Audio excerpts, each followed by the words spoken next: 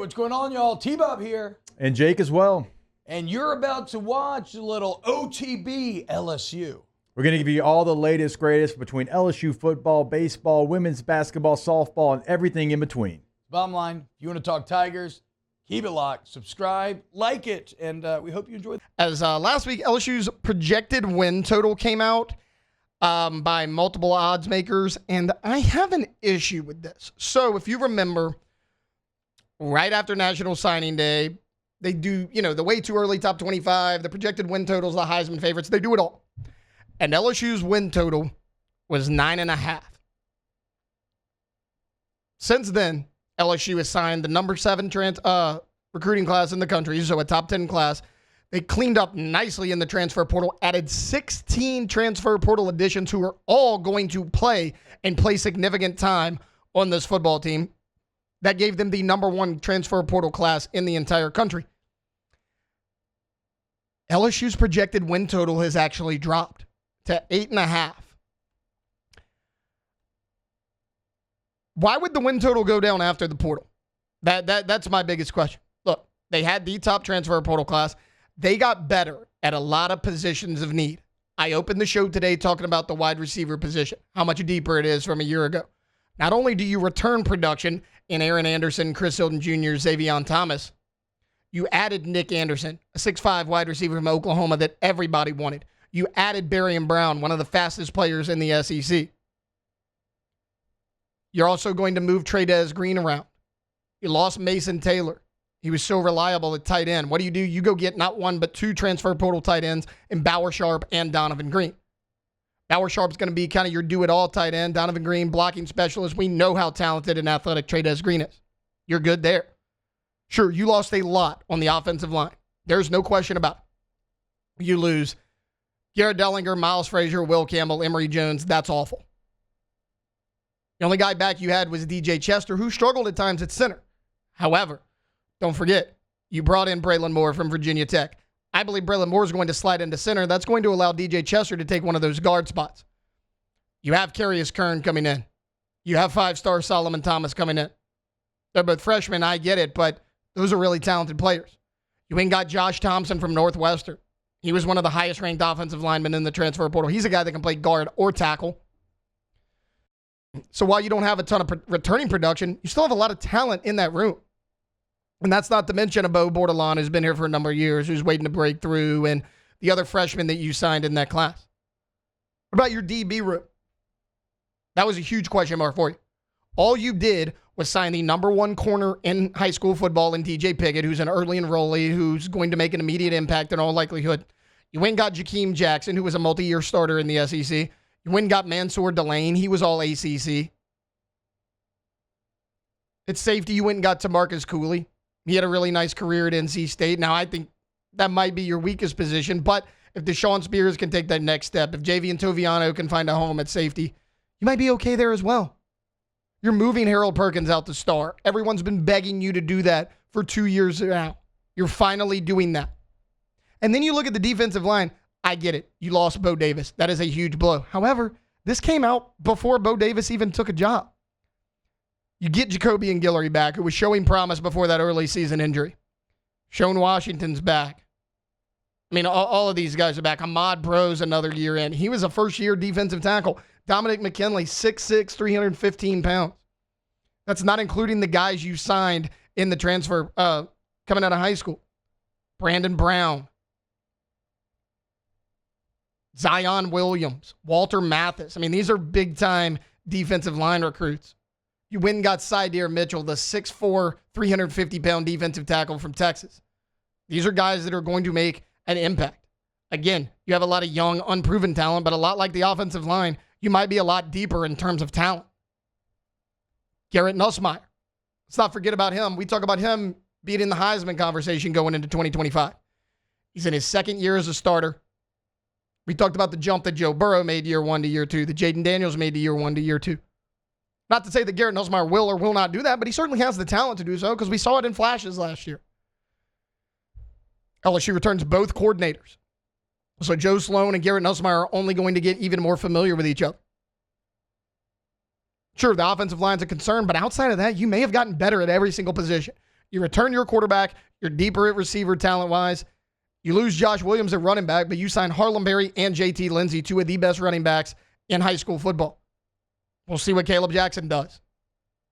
Caden Durham's going to be your bell cow in all likelihood. And then again, you look at the defense. Corey Raymond's back. You shored up the DB group. You brought in a lot of talent from the transfer portal. And then when Blake Baker was at Missouri, he took an awful defense and made them respectable his first year. Very similar to what he did at LSU this past year. In Blake Baker's second year at Missouri, he turned them into a top 30 defense overall. Why can't he do that here at LSU? The additions on defense should get people excited. I just talked about D-line, secondary, even the linebacker spot. You got Whit Weeks. West Weeks should be fully healthy. You signed a couple really talented guys at linebacker. Devon Keys showed a whole heck of a lot at the end of the year. He was awesome in that Baylor game. And then again, the more you shore up that group, the more Harold Perkins can just stay at star full time, which I think he's going to have a big impact there as well. There are certainly weaknesses on this team, but you can't tell me that before signing class and transfer portal till now, they've actually gotten worse. And the weirdest thing about it, if you go look at the teams that are actually ahead of them in the SEC in terms of projected win total, Texas 9.5, that's fine. Look, they're going to have a good defense once again. Arch Manning's going to take over at quarterback. He should be able to slide right in there. They still don't have a returning starter at quarterback. Tennessee at 9.5. I thought Garrett Nussmeier was better than Nico Iamaleava this year. I think he certainly has more weapons around him. LSU did better in high school recruiting. They did a lot better in the transfer portal class. Tennessee might have a little bit more of a proven offensive line, but LSU's still talented at that spot. If a couple guys can emerge there, you'll be fine. On defense, they lose James Pierce. He's likely going to be a first-round pick. How are they going to replace that guy? I'm not saying Tennessee is not a talented team, but are you telling me that Tennessee is going to actually be better than LSU this year? I don't see it. I didn't see it last year when everybody said that. We heard it going into last year. LSU is the most overrated team in the SEC. Tennessee is the most underrated team in the SEC. They were so comparable a year ago, I didn't see how any of those can be true. They finished about the exact same way. I see that again. But all things equal, returning production-wise, LSU did a heck of a lot better in recruiting and in the transfer portal. I don't see how you can have Tennessee over them. Alabama at 8.5. Look, Alabama is who they is. I get it. They've won a lot of titles. I understand that. Nick Saban's not there anymore, but who's Alabama's quarterback? It's either going to be Ty Simpson, who's had 3 years to win the job and hasn't done it yet, or true freshman Keelan Russell. Also, Ryan Williams, great player. Without a doubt, the best wide receiver in the SEC. Great, who's going to be next to it? You would thin at the running back position. You lose Justice Haynes. He wasn't a great piece, but he was solid. He was a serviceable player. He went in there. He got some tough yardage for you. He played a lot of the Josh Williams role, which I just talked about yesterday. So again, I'm not sitting here saying that LSU is going to be some juggernaut program, but you're going to tell me that with both coordinators returning, with Garrett Nussmeier back at quarterback for his second year, you get him more weapons on the outside. Your biggest loss on offense, the offensive line, and Mason Taylor.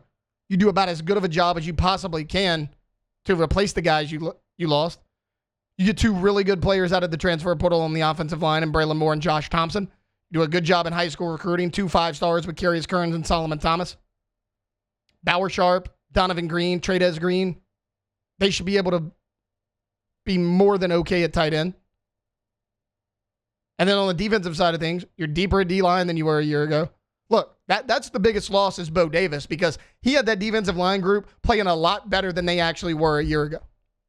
Even with the loss of Jacoby and Guillory. You basically had Gio Paez. You had freshman Ahmad Bro, who had really never played defensive tackle up until that point. You had freshman Dominic McKinley, who was super raw. Sharon Washington got in there a little bit. I mean, you had to piece together that thing. You have a lot of talent. You have Brandon Brown coming in. I mentioned Walter Mathis. I mentioned Zion Williams. Zion Williams is 6'4", 330 pounds. Jacoby and Guillory was the only guy you had last year with any experience who looked like that.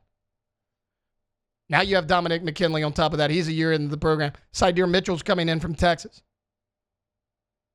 Again, I'm not saying that LSU is going to be some juggernaut, that they should be a top 5 team preseason, because I think there are a lot of question marks on this team.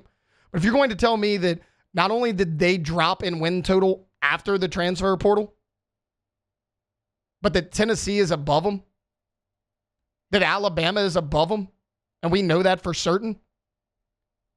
I can't get behind that. Look at the guys in the portal. I mentioned 16 additions. Bauer Sharp, Berrien Brown, Michael Van Buren. Hopefully Michael Van Buren won't have to play, but you got a really good quarterback out of the portal. Destin Hill, Nick Anderson, Braylon Moore, Josh Thompson, Donovan Green. That's just on the offense. On defense, Jakeem Jackson, Mansour Delane. Talked about the edge position, losing Braden Swinson and Savion Jones. You added Jamari Butler, Jack Pyburn, Patrick Payton, and you signed Damian Shanklin. And you still have Gabriel Relaford back, who showed a lot of flashes a year ago. Again, I'm not saying that this team's going to be top 5 preseason. But you can't tell me that their win total should have dropped after the transfer portal. I don't agree with that at all. Wow, Jake, what incredible takes. I mean, those guys, they're just the best. I think so. And if you think so, again, hit the like button, subscribe, ring the bell so you get notifications when we post every single day here on OTB LSU.